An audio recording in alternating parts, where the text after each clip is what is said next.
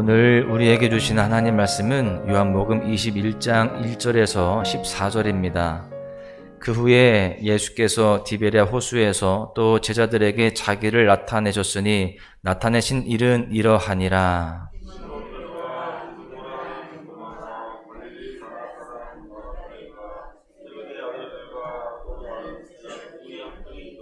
시몬 베드로가 나는 물고기 잡으러 가노라 하니 그들이 우리도 함께 가겠다 하고 나가서 배에 올랐으나 그날 밤에 아무것도 잡지 못하였더니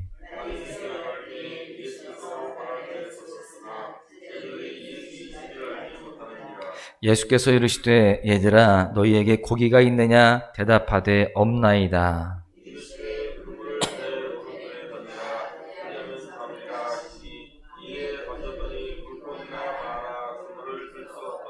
예수께서 사랑하시는 그 제자가 베드로에게 이르되 주님이시라 하니 시몬 베드로가 벗고 있다가 주님이라 하는 말을 듣고 겉옷을 두른 후에 바다로 뛰어 내리더라.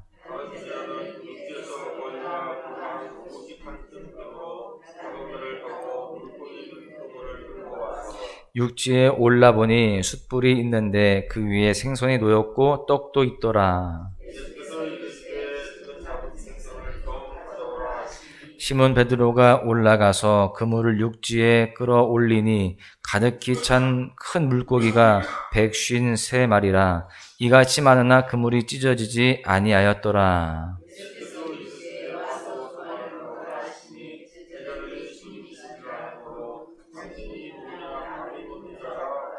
예수께서 가셔서 떡을 가져다가 그들에게 주시고 생선도 그와 같이 하시니라.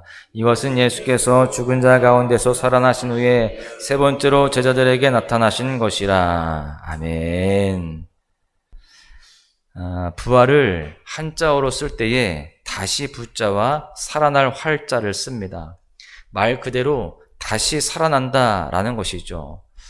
그런데 이 한자어 다시 부자는요 또 다르게 읽기도 합니다. 한자 한 글자에 두 가지 소리와 뜻이 있는 거죠. 바로 회복할 복자라고 읽기도 합니다. 그렇습니다. 부활은요 회복을 동반합니다. 우리가 다시 살아난다고 하는 것은 몸뿐만이 아니라 회복해야 할 어떤 것을 동반한다라는 것이죠. 그렇다면 우리는 무엇을 회복하게 되는지를 잘 알아야 할 것입니다. 예수 그리스도의 부활은 이미 우리의 영혼에 이루어진 것인데 따라서 영혼이 다시 살아남과 함께 하나님이 우리로 회복하게 하시는 것이 무엇인지를 이 시간 말씀을 통해서 함께 깨달을 수 있기를 간절히 소망합니다. 부활을 경험한 자에게 주시는 회복, 그 첫 번째는 순종의 회복입니다. 예수님께서 죽음 가운데서 사흘 만에 부활하신 후에 제자들에게 자신의 모습을 보이십니다. 앞선 본문에서 막달라 마리아에게 그리고 한 집에 모여있던 제자들에게 자신을 보여주셨습니다. 의심하는 도마에게는요 그의 손가락을 내밀어서 못자국과 옆구리에 넣어보라 말씀하시면서 믿음 없는 자가 되지 말고 믿는 자가 되라 이렇게 말씀도 하셨었죠. 오늘 본문은 그 후에 횟수로는 네 번째로 자신을 나타내 보이시는 장면입니다. 제자들이 지금 디베랴 호수에 있습니다. 이 디베랴 호수는 갈릴리 호수의 또 다른 이름이죠. 거기에는 모두 7명의 제자들이 있었습니다. 시몬 베드로, 도마, 나다나엘, 세베대의 아들들인 야고보와 요한, 그리고 이름이 알려지지 않은 2명의 제자가 있었습니다. 그 중에 베드로가 말합니다. 나는 물고기 잡으러 가겠다 이렇게 이야기해요. 그러자 나머지 제자들도 함께 가겠다라고 하면서 배에 오르게 됩니다. 그들이 왜 물고기를 잡으러 갔는지는 정확히 알 수 없습니다. 우리가 짐작컨대 예수님을 따랐던 이 제자 생활이 다 끝났다라고 생각하면서 원래의 본업으로 돌아간 것이다라고 우리는 추측할 수가 있죠. 그런데 그렇게 본업으로 돌아갔을 때 수확이 있었을까요? 그렇지 않습니다. 아무것도 잡지 못합니다. 적게 잡은 게 아닙니다. 전혀 잡지 못했다라는 거예요. 그렇게 날이 새어갈 때에 부활하신 예수님께서 바닷가에 서셔서 이것을 다 지켜보고 계셨습니다. 그리고 제자들에게 소리쳐서 물어보죠. 육지에서 이 배까지 한 90m 정도 되는 거리에 있었습니다. 큰 소리로 이야기하는 거예요. 얘들아, 너희에게 고기가 있느냐? 그때까지 제자들은요, 육지에서 그렇게 소리치며 묻는 분이 예수님인 줄을 전혀 알지 못했습니다. 그러면서 하나도 잡지 못했다라고 대답하죠. 6절을 보십시오. 이르시되 그물을 배 오른편에 던지라. 그리하면 잡으리라 하시니 이에 던졌더니 물고기가 많아 그물을 들 수 없더라. 예수님께서 그 먼 곳에서 또 소리치시는 거예요. 배 오른편에 그물을 내려보아라. 크게 외쳤을 때에 그 말에 순종해서 그물을 내리게 된 것입니다. 여러분, 사실 이것은 이미 제자들이 경험했던 상황입니다. 이전에 갈릴리 호수에서 배를 조금 띄운 후에 사람들에게 천국을 가르치시고 그물을 내려 고기를 잡으라고 베드로에게 말씀하셨을 때 오늘과 똑같이 많은 물고기를 잡게 되었습니다. 누가복음 5장의 이야기죠. 그때 예수님께서 베드로에게 주셨던 비전처럼 베드로와 제자들은요, 사람을 낚는 어부로 최선을 다했습니다. 때로는 좋은 결과가 있기도 했지만 여러분, 그런데 결국 베드로는 실패했고 또 예수님을 부인하고 그렇게 배반하는 그러한 모습이 되게 되었습니다. 그런데 오늘 부활하신 예수님이 어떻게 하고 계십니까? 그때의 일을 다시 생각나게 하시는 거예요. 주님의 말씀에 순종했을 때 많은 물고기를 잡았던 그때를 떠오르게 하셨던 것이죠. 그렇게 실패한 베드로와 제자들에게 찾아오셔서 순종을 일깨우시는 거예요. 순종을 회복하라, 그렇게 말씀하시는 겁니다. 그리고 다시 일어나서 영혼을 낚는 사도로서 다시 살아갈 것을 그렇게 말씀하시는 거죠. 여러분, 이처럼 우리는 부활하신 예수님을 다시 만나게 될 때에 순종을 회복하게 되는 것입니다. 내 힘으로 해보고자 하지만 뜻대로 되지 않습니다. 나의 지혜로는요, 항상 한계가 있는 것입니다. 그러나 순종할 때에 제자로서의 삶을 온전히 살아갈 수가 있는 겁니다.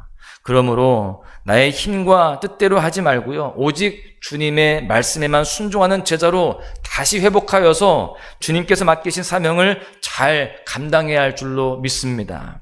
여러분, 우리 모두가 순종을 회복하는 부활의 제자가 되어야 됩니다. 혹시 지금 순종의 영역에서 무너진 부분들이 있지는 않습니까?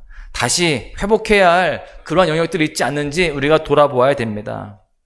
여러분, 아무리 우리가 수많은 경험을 가지고 있고 지혜를 가지고 있다 할지라도 내 뜻대로 그물을 내리는 것을 다 그쳐야 됩니다. 내 뜻대로 그물을 내리는 것이 아니라 주님께서 말씀하실 때에 그때 순종하면서 그물을 내리고 그 가운데에 하나님의 일하심을 경험할 수 있는 우리 모두가 되어야 할 줄로 믿습니다. 부활을 경험한 자에게 주시는 회복, 두 번째는 관계의 회복입니다. 예수님이 말씀에 순종해서 그물을 내렸을 때 만선의 기적을 경험하게 됩니다. 그 제자들은 해변에 서 계신 분이 예수님이신 것을 이제 알게 돼요. 요한이 베드로에게 주님이시라 이렇게 말하니까요, 베드로는 겉옷을 급하게 두르고 바다에 뛰어들어서 주님께로 헤엄쳐 오게 됩니다. 8절에 보니까 제자들이 탄 배가 육지에서 한 90m 떨어져 있다는 것을 알 수 있습니다. 50칸이요, 미터로 환산을 하면 90m입니다.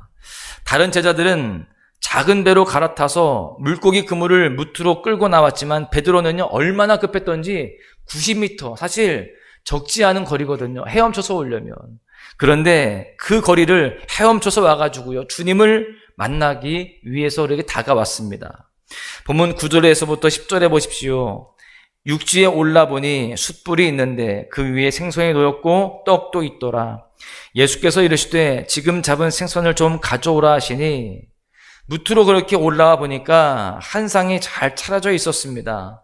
예수님께서 제자들을 위해서 준비하신 거예요. 예수님은 12절에 보니까 따스한 목소리로 제자들에게 식사를 권하십니다. 밤새 물고기를 잡느라 고생한 제자들에게, 그러나 하나도 잡지 못해서 실망하고 실패한 제자들에게 다시금 힘을 주시고 위로와 격려를 해주시는 것입니다. 그런데요, 그 자리는 단순한 식사 자리가 아니었습니다. 어쩌면 제자들에게는 그 자리가 굉장히 불편한 자리였습니다. 왜냐하면 그들에게는요, 여전히 예수님을 배반한 것에 대한 죄책감이 남아있었기 때문입니다. 제자들은 그렇게 예수님을 버려두고 도망쳤는데 예수님은 제자들을 위해서 식사를 준비해 주시니 어찌 편할 수가 있겠습니까? 특히 베드로가 그랬습니다. 그 자리는 베드로에게는 잊을 수 없는 3일 전 그 밤을 떠오르게 했습니다. 예수님께서 십자가에서 죽으시기 전날 밤 숯불을 쬐는 가운데에 그는 많은 사람들 앞에서 예수님을 모른다고 3번씩이나 부인했기 때문입니다. 그런데 또 숯불이 보이는 거예요. 그런데 왜 예수님께서는 이런 자리를 마련하셨을까요? 그 자리에 함께 모여서 식사하던 제자들은 아무 말도 하지 않았습니다. 예수님에 대해서도 또 이런 식사를 왜 차려주셨는지에 대해서도 묻지 않습니다. 아마도 그들은 마음으로 다 알았을 거예요. 예수님께서 과거 주님을 배반했던 제자들을 이미 용서하셨을 뿐만이 아니라 그들을 따뜻하게 품어주심으로 무너졌던 예수님과 제자들과의 관계를 회복을 이루고 계심을 그들은 마음속으로 다 깨닫고 있었던 거예요. 여러분, 이처럼 부활하신 예수님을 만난 제자들은요, 관계 회복을 경험하게 됩니다. 우리도 부활하신 주님을 만나게 될 때에 관계 회복을 경험하게 될 줄로 믿습니다. 관계 회복이라는 것은 사람과의 관계 회복도 참 중요합니다. 그런데 무엇보다 그보다 앞서서 1차적으로 주님과 나와의 관계를 잘 회복해야 할 줄로 믿습니다. 우리가 이 세상을 살아가면서 죄에 패배하고 욕심 앞에 굴복하며 얼마나 주님을 모른 척하며 살아갑니까? 그렇게 깨어진 주님과의 관계가 얼마나 많냐는 거예요. 여러분, 그러나 부활하신 주님께서는요, 우리를 찾아오십니다. 죄를 용서하시고 위로하시고 격려하시며 무너져버린 주님과의 관계를 다시 회복하기를 원하시는 것이죠. 그렇게 다가오시는 주님 앞에 우리가 정말 마음을 열고 주님을 더욱더 바라보고 나아가야 할 줄로 믿습니다. 그 주님의 마음을 알고 주님과의 관계 회복을 위해서 더욱더 이렇게 예배하며 기도하며 주님이 원하시는 삶을 잘 살아내야 할 줄로 믿습니다. 그럴 때에 주님과의 관계가 회복되어지고 또한 그 가운데에 주님을 우리가 만나고 또 주님의 은혜 가운데에 우리 모두가 삶의 모든 영역들이 다 회복되어지는 귀한 은총을 경험하게 될 줄로 믿습니다. 말씀을 정리하겠는데요. 사랑하는 소망가족 여러분, 부활하신 예수님을 깊이 만나는 가운데에 순종을 회복할 수 있기를 소망합니다. 주님과의 깊은 관계를 회복할 수 있기를 소망합니다. 그럴 때에 우리는 이제 더욱더 온전히 사명을 잘 감당하는 진정한 제자의 삶을 잘 살아낼 수 있을 줄로 믿습니다. 이 시간 우리 모두가 말씀 가운데 살아계시고 기도 가운데 다시 찾아오신 주님을 만나서 순종과 관계를 회복함으로 말미암아 참된 평강을 누리는, 그리고 사명을 잘 감당하는 복된 성도, 또 쓰임받는 제자가 될 수 있기를 주님의 이름으로 간절히 축원합니다. 이 세상을 살